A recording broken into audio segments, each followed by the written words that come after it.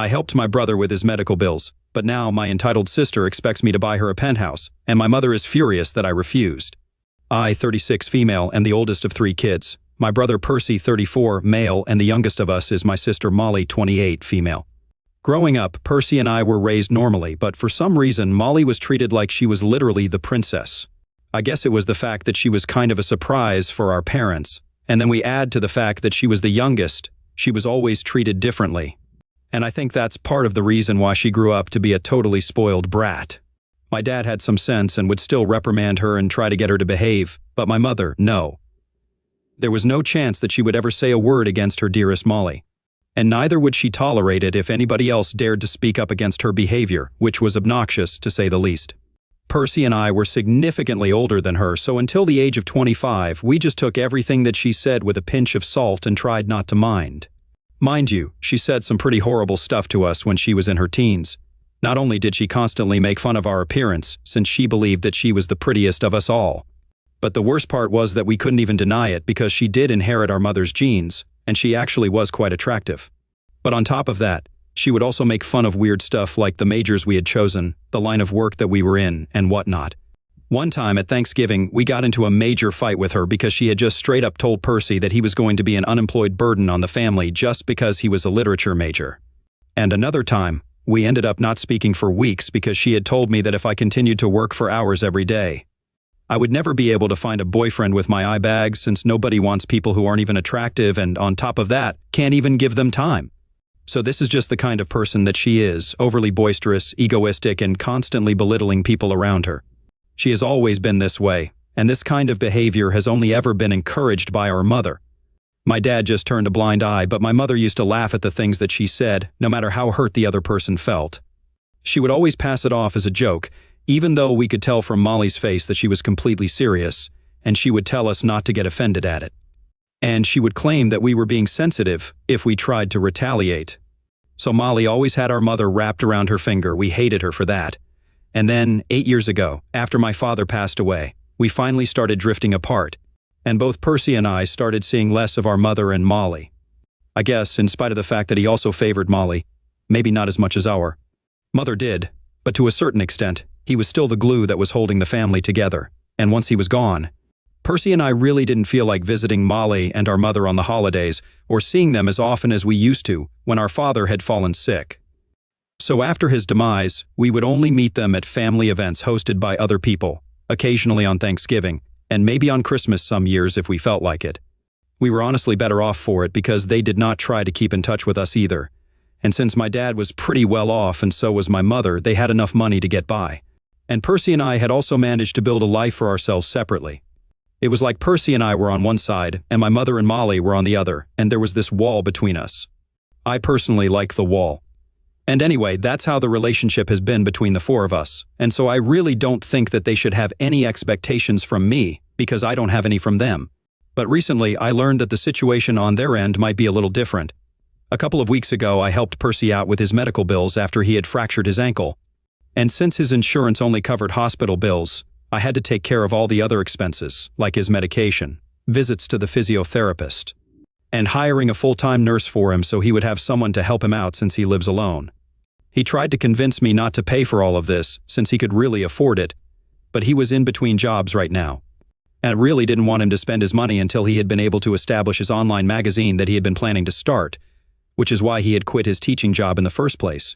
Besides, I'm the CFO of a company, and we are doing pretty well financially, so money is not a problem for me, and I was glad to help my brother out. But for some reason, when my mother and Molly found out about it, they thought that this was a free pass to ask me for anything that they wanted, and I was just going to hand it out to them like I was Santa Claus. And that's why I'm in this situation right now, because I said no to helping out Molly with buying her first apartment. So, obviously that really pissed her and my mother off real bad. 3 days ago, I randomly received a phone call from Molly while I was working, and she told me that she had found an apartment that she really liked. And she wanted to buy it because now that she was 28, it was getting embarrassing for her to tell everybody that she was still living with her mother. So she wanted to move out, and she needed my help to pay for the apartment since she could only manage half of the price. Since it was a penthouse apartment and they're insanely expensive, she knew that I had helped Percy with his medical expenses, so now she wanted a favor from me too.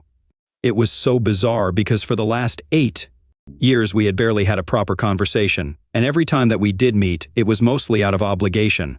And even then she would find it very hard to be nice to us, and now she thought that I was just going to agree to pay for her first apartment?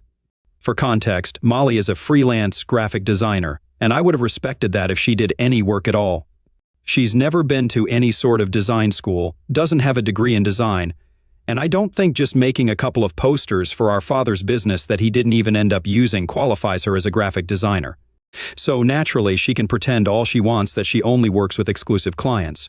But these exclusive clients are mostly family, and even then, she only gets the opportunity to work with them because my mother forces them to give her jobs to keep her busy. It's a hobby at best, but it's not a job, and it's not surprising that she has ended up living with our mother until now. I told her straight up that I was not going to help her out with anything. She was 28, she could find a real job and pay for the apartment herself. She argued that I had helped Percy out with his medical expenses, even though he had the money and she really didn't, and nobody was trying to help her out either. So, as the oldest sibling, it was kind of my duty to look after her. But I told her that the situation with Percy was different because I had helped him out since he was in between jobs and also because he has a good relationship with me that he has bothered to put effort into. That's not the case with her, and I don't need to help her out. Obviously, I did not say any of this to her, I just said no, and then I hung up. She tried to call me a couple more times, but I just muted her and ignored her for the rest of the day. When I came back home, I received a phone call from my mother, and she was pretty pissed. It was not unexpected in the slightest, since I knew saying no to her daughter would make her very mad. So I was ready to fight with her, but in the beginning, she just started whining about how unfair everyone was being to poor Molly and that she had not expected me to play favorites among my siblings. She went on to tell me that Molly had finalized this apartment after looking for a really long time, and now that she wanted to move in there, she obviously first went to ask for help from Uncle, my dad's younger brother, who is now running the family business. Since after my father's death, it had been very clear to me right from the beginning that in case anything happened to my father, he was going to take over the business, which is why I went a different way. Because I did not want to be working in the family business. And as for Percy and Molly, neither of them were interested in taking it forward anyway, so our uncle took over the business. My dad's equity shares were transferred to my mother after he passed, according to his will, and now she lives comfortably off of that money. It's a pretty successful company, but I guess my dad had not accounted for the fact that Molly would still be living off of their money even after so many years. And she doesn't live a normal lifestyle either, she likes to live extravagantly, and so my mother has not been able to save up enough, which is why she was relying on me to help out with the apartment. Since she said that if she ended up giving her the money this time, things would get easier for her in the future because she was finding it more and more difficult to support Molly. It was literally all that I could do not to roll my eyes at her, and I told her that this was not my problem to deal with. So she could tell Molly to either get a real job and maintain a stable source of income so she would be able to afford the kind of home that she wanted, or just suck it up and continue living with her mother until she was 35. Then my mom got really mad and started telling me that I was being ungrateful and that I wouldn't be in a position to argue with her had it not been the way that my parents had raised me. So now I needed to pay off my debts by helping out my siblings. I didn't even understand what that logic was, so I told her that my decision was final and was about to hang up when she said that if I was going to act like this, then she would be left with no other option but to go no contact with me. That was really bold of her because, judging from the past 8 years, I think we are already pretty much low contact with each other. So going completely no contact might not make as much of a difference as she believes it would. Her threat really pissed me off, so I told her that, after our dad passed away, Percy and I had made our peace with the fact that now things would be very different since we knew that she had her favorite. And so, she had no right to tell me that it was unfair of me to play favorites among my siblings. It was fair, and I was doing it. I was not even going to pretend to be sorry about it. And then I also told her that she was free to go no contact with me if she wanted to because I was used to that kind of treatment from her. To her, nobody apart from Molly even existed, and she had stopped treating us like her own children and acted like we were also supposed to live and breathe for her sake, just like she did. Well, I had my own life, and so did Percy, and we did not owe anything to her or Molly. Once I said that, I felt really relieved because I finally got it out of my system, and my mother yelled at me, saying that after everything that I had said, she was definitely going to make sure that she never spoke to me again. I just chuckled and told her that, like I had said just now, I was fine with that. And it was great that she had made this decision so quickly because now I wouldn't even have to invite her to my wedding and maybe I could make space for somebody else who's more deserving. That's what Really caught her attention, but before she could ask me about it, I hung up and then I blocked her and Molly both. So, Molly had been wrong. People actually do want to date career-driven, ambitious women, because otherwise I wouldn't have found my boyfriend, Jackson 37, male, and we wouldn't have been together for almost 5 years. My mother and Molly have both met him a couple of times, but he knows about the relationship between us. And a couple of weeks ago, after we got engaged, we decided to have a very small and private engagement party to celebrate us, and we are getting married in a couple of months. I had been contemplating whether I wanted my mother and Molly at the ceremony, and eventually decided that maybe I would invite them just for the sake of being nice, but now I did not feel that it was necessary. So that was pretty satisfying. But yesterday, it was Jackson who received a message from my mother on social media. She told him that I had blocked her and Molly everywhere, but she just wanted me to know that she was incredibly disappointed with me, and said that since I had shown her where she stood, she and Molly had decided to cut me off permanently, and said that she hoped that I was happy that I had finally ended whatever little family connection that we had. I don't understand why they're blaming me, but I feel really bad about it. So, I ETF for telling my mother that I was fine with her cutting me off? Update 1. Hi everyone. So, first and foremost, thank you so much for all the love and support you guys have shown me in the comments section. It made me realize that I was being stupid and emotional, and I didn't need to worry about my mother's feelings. They have never worried about my feelings. So I spoke to Percy about this as well, and he was of the same opinion as many of you in the comments section. They were just trying to manipulate me with their words, and trying to play on my emotions to get me to apologize to them. But I did not need to fall for it because I knew where I stood, and I had done the right thing. When Jackson and I had discussed this, he was the one who had told me that my mother and Molly seemed really hurt by my behavior, and that was kind of why I'd been feeling guilty about it. Obviously, he hadn't exactly said that he thought that I was guilty and that I should apologize, but I could tell that he was finding the situation entirely awful, and was trying his best to be on my side without feeling bad. For my mother and Molly. But then I kind of realized that Jackson was really close to his family, so it was probably hard for him to see things turning out like this. And whenever he had met my mother and Molly, they had always been on their best behavior, so maybe he just didn't know exactly how strained our relationship was. So I got Percy to explain things to him, and after that, Jackson's opinion changed almost instantly. He told me that his parents had never acted like that with him and his siblings. If they had, he would have cut them off without any second thought as well. So now, since all of this has been sorted out, all of us have blocked the two of them. It finally feels good to be severing ties with them after so long of putting up a front and maintaining this pretense that we are still a family when we haven't been a family for a long time.